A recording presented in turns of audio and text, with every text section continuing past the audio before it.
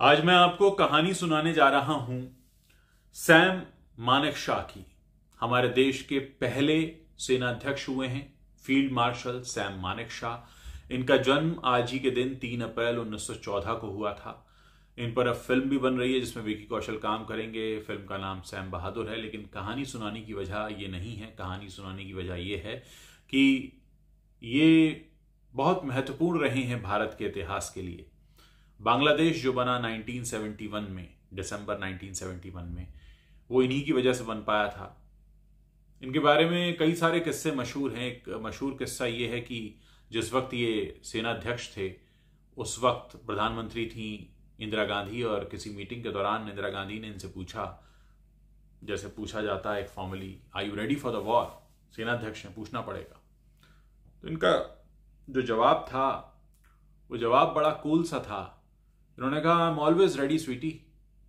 सो उस वक्त की प्रधानमंत्री को स्वीटी कहकर संबोधित कर देना कहीं ना कहीं उनके उस कॉन्फिडेंस को बताता है, क्योंकि वो अपने काम में बहुत निपुण थे।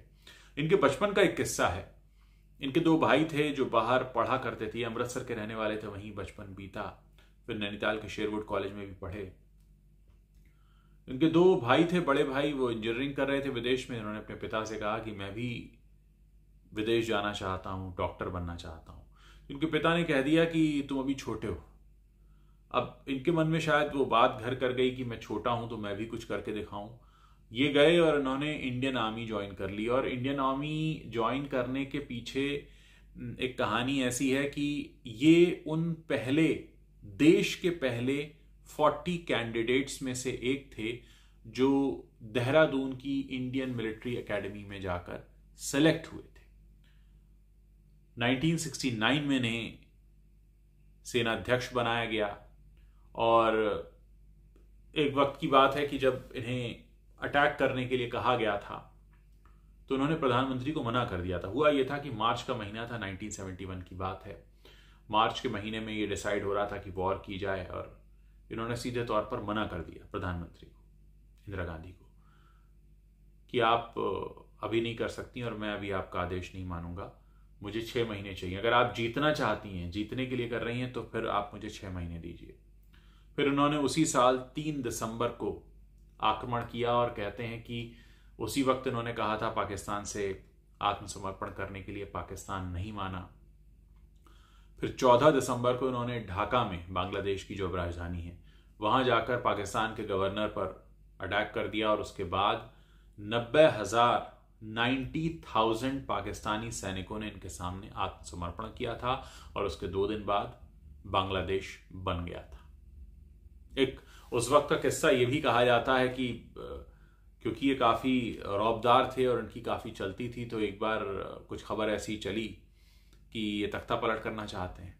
तो इंदिरा गांधी ने पूछ लिया इनसे कि क्या आप मेरी गवर्नमेंट का तख्ता पलट करना चाहते हैं? तो उन्होंने कहा कि मुझे इसमें कोई दिलचस्पी नहीं है। आपको देश चलाना आपका काम है, रक्षा करना मेरा काम है। तो एक अलग तरह का व्यक्तित्व इनका रहा। बचपन से ही सैम बहादुर कहकर पुकारे जाते थे। और इनका जो असली नाम था वो थोड़ा लंबा है। वो नाम है सैम होर्मुसजी फ्रेमजी जमशेदजी मानेकशॉ।